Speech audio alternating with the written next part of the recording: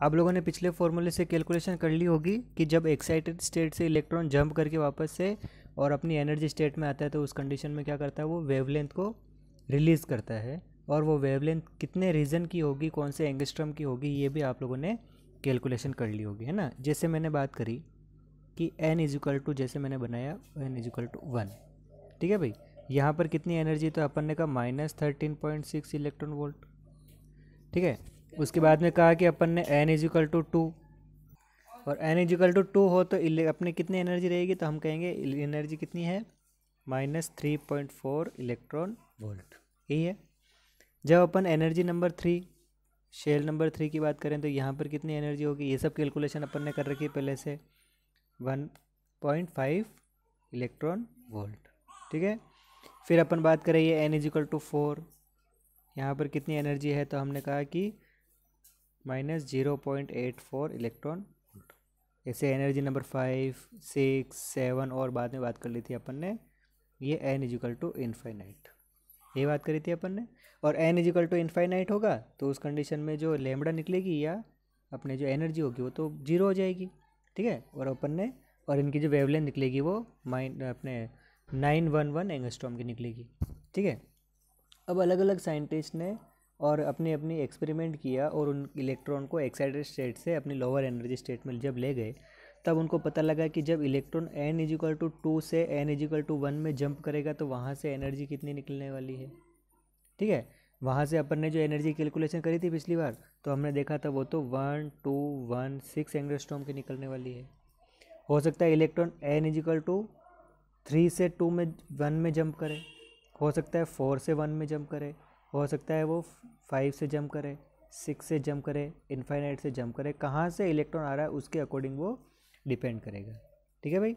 और ये जो रीज़न था, ये जो इसकी वेवलेंथ निकलती थी 1216 से लेके और लोअर एनर्जी जो हाईएस्ट एनर्जी स्टेट की जो वेवलेंथ है उससे, तो इन्होंने पता लगाया, तो ये जो थी वो कौन से रीजन की थी, यूवी रीजन की थी। यानी कि इसकी वेवलेंथ किससे मैच हो रही थी, यूवी रीजन से मैच हो रही थी, याद रह जाएगी बात। और इसकी सबसे पहले जिसने डिस्कवरी करी उसका नाम था लाइमन, तो इस सीरीज़ का नाम जो था वो लाइमन सीरीज़ के नाम से ही और अपन ने इसको मेंशन कर दिया, ठीक है। अब इलेक्ट्रॉन हो सकता है n इज इक्वल टू 1 में ना आवे और n इज इक्वल टू 2 में ही जाकर स्टॉप हो जाए, तो हो सकता है वो हायर एनर्जी स्टेट से लोअर एनर्जी स्टेट यानी कि n इज इक्वल टू 2 में ये सेट हो जाए। यहाँ पर ये, इसमें ये इलेक्ट्रॉन, यहाँ से इलेक्ट्रॉन, यहाँ से इलेक्ट्रॉन और इनफाइनाइट से इलेक्ट्रॉन, याद रह जाएगी बात। जब इस वेवलेंथ की रीजन की अगर अपन बात करें, यानी कि इसकी जो वेवलेंथ निकल रही थी वो वेवलेंथ 4000 एंगस्ट्रॉम से 8000 एंगस्ट्रॉम के बीच में वेरी कर रही थी। और ये जो रीजन होता है वो किसका होता है, विबग्योर का।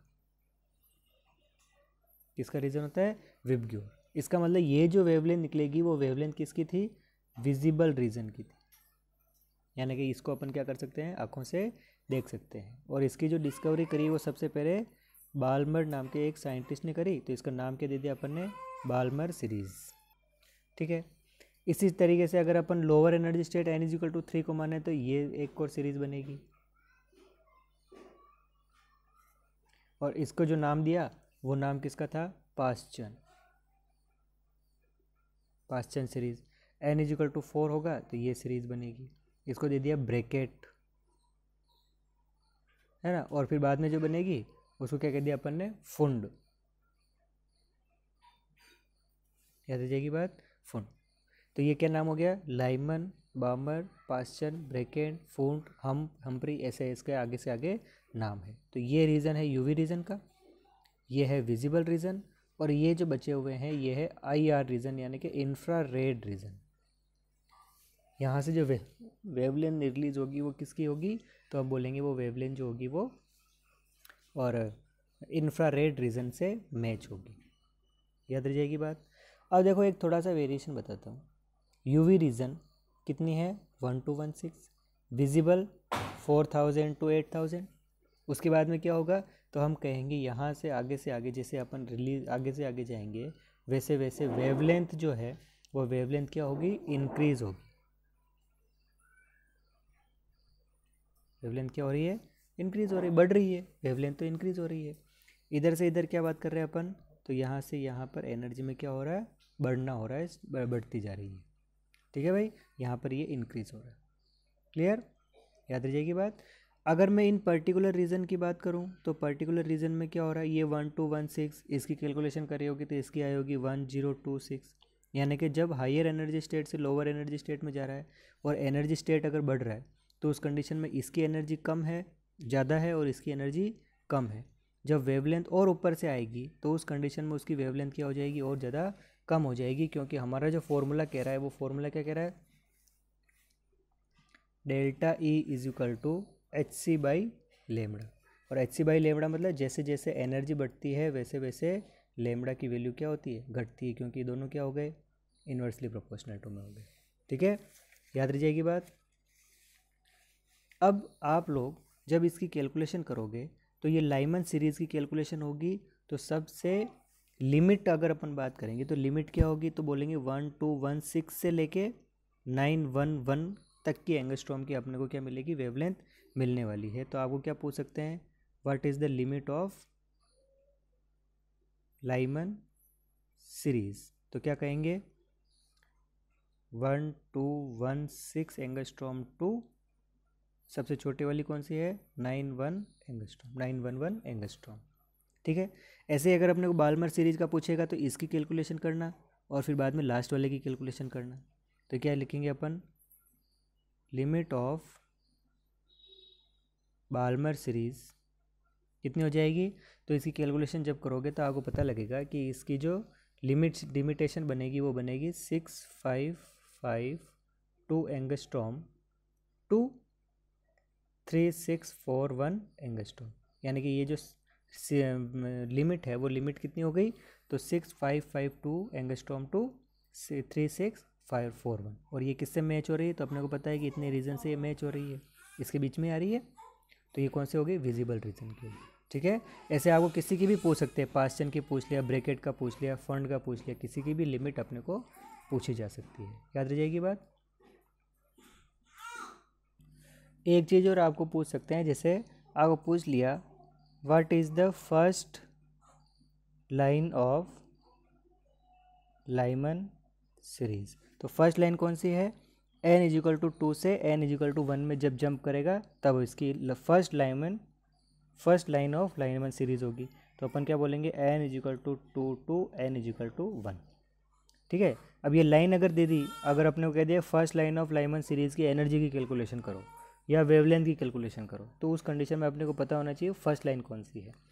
अगर कहा कि लास्ट लाइन ऑफ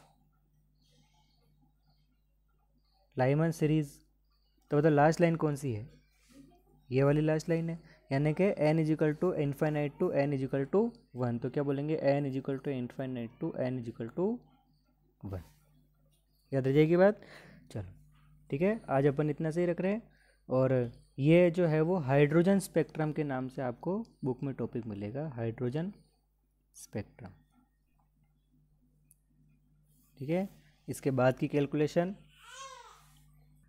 एक और कैलकुलेशन करना आप, नंबर ऑफ स्पेक्ट्रल लाइन। ये भी अपने को क्वेश्चन पूछा जा सकता है बहुत सारी बार, नंबर ऑफ स्पेक्ट्रल लाइंस। क्या है नंबर ऑफ स्पेक्ट्रल लाइंस, जैसे मैंने कहा कि मैंने 3-4 एनर्जी स्टेट बना रखी है, ये एनर्जी स्टेट है, सब शेल है। अब जब अपने को पता है कि इलेक्ट्रॉन हायर एनर्जी स्टेट से नीचे की तरफ जाएगा तो यहाँ से कोई ना कोई वेवलेंथ निकलने वाली है। हो सकता है इलेक्ट्रॉन का मूड हुआ, मैं तो यहाँ से यहाँ तक जाऊँगा, फिर यहाँ से लोअर एनर्जी स्टेट में और वहाँ से लोअर एनर्जी स्टेट में। तो जब हायर एंड से यहाँ पर गया तो ये अलग वेवलेंथ निकलेगा, यहाँ से जब यहाँ जाएगा तो अलग वेवलेंथ रिलीज़ होगी, यहाँ से यहाँ पर मूव होगा तो अलग वेवलेंथ रिलीज़ होगी, है ना। अब आगे हो सकता है उसने कहा कि मैं 2 और एनर्जी शेल को एक साथ जंप करूँगा और एक को मैं एक साथ जंप करूँगा, तो यहाँ से जब यहाँ पर मूव करेगा तो अलग वेवलेंथ रिलीज़ होगी, और जब यहाँ से यहाँ तक में जंप करेगा तो यहाँ वाली वेवलेंथ वापस से रिलीज़ होगी, तो ये सेम होगी दोनों। ठीक है, अब इसका क्या है और पैटर्न हो सकता है, तो उसने कहा कि यहाँ से यहाँ तक मैं जंप करूँ और उसके बाद में यहाँ से यहाँ तक मैं जंप करूँ, तो ये वाली वेवलेंथ तो किसके मैच हो गई, इसके मैच हो गई, और ये वाली वेवलेंथ एक अलग से रिलीज़ होगी। तो यहाँ पर अगर मैं 1 2 3 4 अगर एनर्जी स्टेट लेता हूँ तो उस कंडीशन में मेरे को ये मैंने 1 2 3 और 4, यानी कि फोर्थ से अगर इलेक्ट्रॉन जंप करके फर्स्ट में जाएगा तो वहाँ से मेरे को 1 2 3 4 5 और 6, यानी कि 6 तरह की वेवलेंथ मेरे को मिल सकती है या 6 तरह की स्पेक्ट्रल लाइंस मिल सकती है। ठीक है, तो ये वेवलेंथ आपको पूछ सकते हैं कि how many spectral lines are formed when electron jumps from 4 to 1। ठीक है भाई, तो यहाँ से 4 to 1 में जंप करते समय नंबर ऑफ स्पेक्ट्रल लाइंस कितनी हो जाएगी, तो number of spectral lines is equal to 6 हो रही है, 1 2 3 4 5 और 6। ये वाली को वापस काउंट नहीं करेंगे क्योंकि इसकी मैच हो रही है, और इसको वापस से काउंट नहीं करेंगे क्योंकि ये वापस से रिपीट हो रही है ना। इसके लिए एक फॉर्मूला भी है, वो फॉर्मूला भी आप याद कर सकते हो। ठीक है भाई, ये है हमारा n इज इक्वल टू 2 मानो, और इसको मैंने मानो n1। ठीक है, तो उस कंडीशन में फॉर्मूला रखेंगे n2 माइनस n1 प्लस 1। इस फॉर्मूले में वैल्यू अगर अपॉन 2, इस फॉर्मूले में अगर अपन वैल्यू पुट करेंगे तो अपने नंबर ऑफ स्पेक्ट्रल लाइंस मिल सकती है। जैसे 4 to 1 में अगर जंप करेगा तो n2 की वैल्यू हो गई 4 माइनस 1, फिर ये हो गया 4 माइनस 1 प्लस 1, है ना, अपॉन 2। सॉल्व करोगे तो कितना आएगा, 4 माइनस 2 3, और ये प्लस माइनस 1 कटेगा तो 4 अपॉन 2, माइनस किया तो कितना आ जाएगा अपने पास, सॉरी मल्टीप्लाई है ना बीच में, तो ये मल्टीप्लाई, 2 से 2 कटा 3 2 है 6, ये 6 कैलकुलेशन। ठीक है भाई, तो ये सिंपल फॉर्मूला भी बता दिया और नंबर ऑफ स्पेक्ट्रल लाइंस की कैलकुलेशन भी आप लोगों को मैंने समझा दी। ठीक है, अब ये क्लास अपनी यहीं तक रहेगी, उसके बाद में जितना भी पोर्शन होगा वो अपने, और जब कभी भी अपने को नेक्स्ट इन्फॉर्मेशन मिलेगी क्लास ओपन होने की तब अपने को वापस से कंटिन्यू करेंगे। ठीक है भाई, ये बोर एटॉमिक मॉडल तक अपने को ये पोर्शन रख रहे हैं। ठीक है भाई, आप इसको समर वेकेशंस की फॉर्म में ही मान के चल सकते हो। Thank you.